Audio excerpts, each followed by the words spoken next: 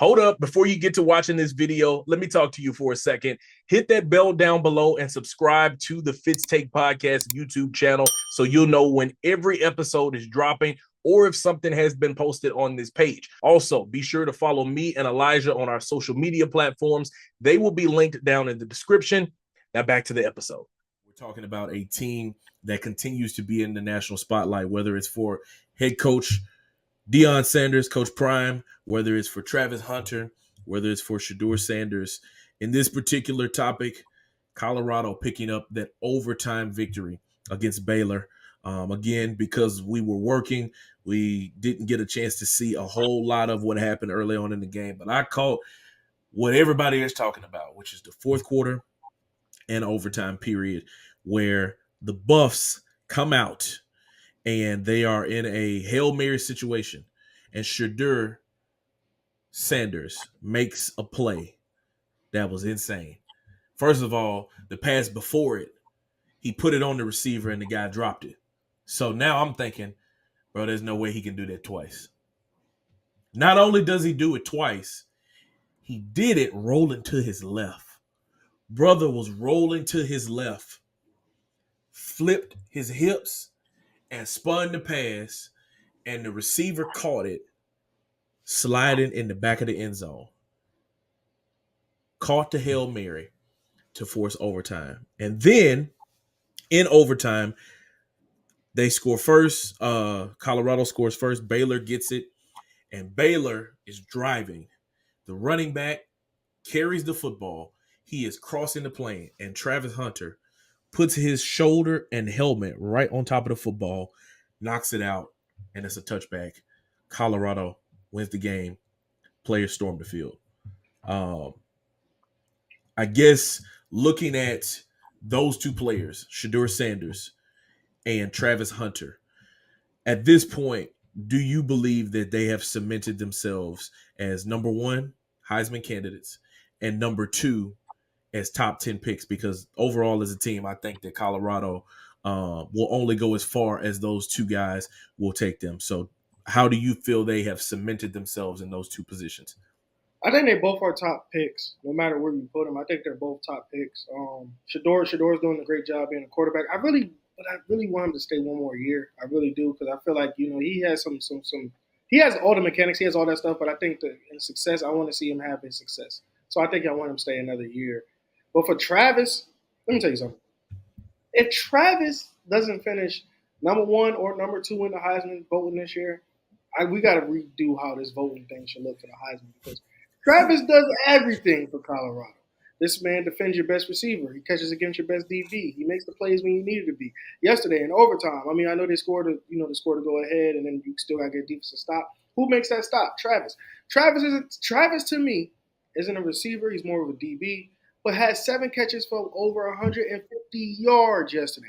You can't tell me this man isn't doing anything. Now, what I want to know is what his conditioning is, how much Gatorade intake, how many IVs he takes, because there's no way you're in 3 weeks and you're playing like this. You're playing like this. So, Travis, I don't care what their record is. I don't care if they win out, and I don't care if they don't win another game from here on out.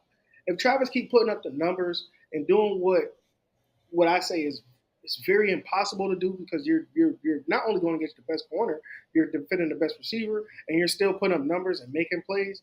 There is no way that Travis Hunter should not be looked at not only as the best player in college football, but as the Heisman candidate, and probably should be the number one pick, depending on what team, but the Panthers need a lot. But it should be the number one pick in the draft, because Travis Hunter has proved time in and time out and I'm not saying Shedeur hasn't in Jackson State, but from Jackson State to Colorado, he has proved that he's that guy.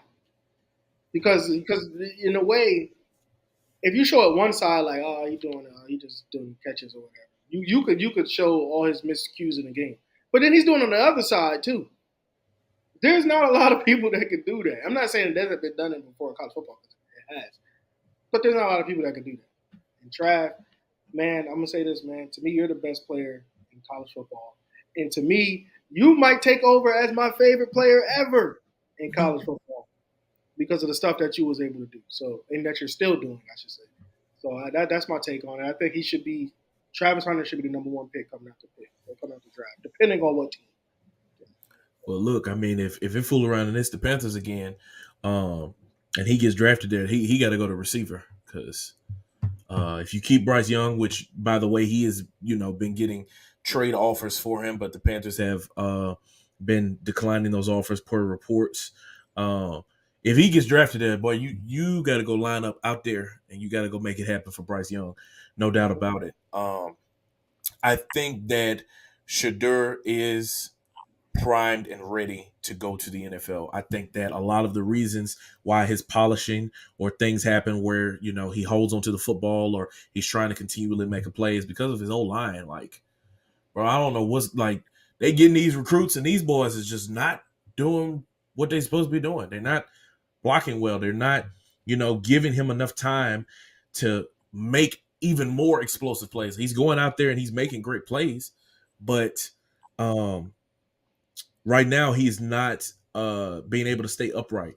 As far as Travis Hunter, he is the most dynamic player in all of college football. And I think because of Colorado continuing to be on national TV and so many nationally televised games, that's going to continue to give him an opportunity to be showcased as one of the best players. It's a lot easier to be a Heisman candidate when you're on TV, when people are able to see it regularly. Yes, we know that every game is basically televised because of, these different streaming platforms. But when you're on the Big E, when you're on Fox, when you're on CBS, when you're on NBC, when you're on the big networks, more eyeballs are there. And they've been able to be in those games. And like you said, just about every game that he's played in, he's come up big for him, whether that's getting interceptions, catching touchdowns, making the goal line fumble, forced fumble in overtime, whatever it is, he's been able to do it. And I do believe that if he's not number 1, he'll be in the top 3 for sure. If we're looking at just teams that are bad right now, though, Tennessee's 0-3. Your Rams are currently 0-2. The Jaguars 0-2. Carolina 0-2. Cincy, I think, will bounce back.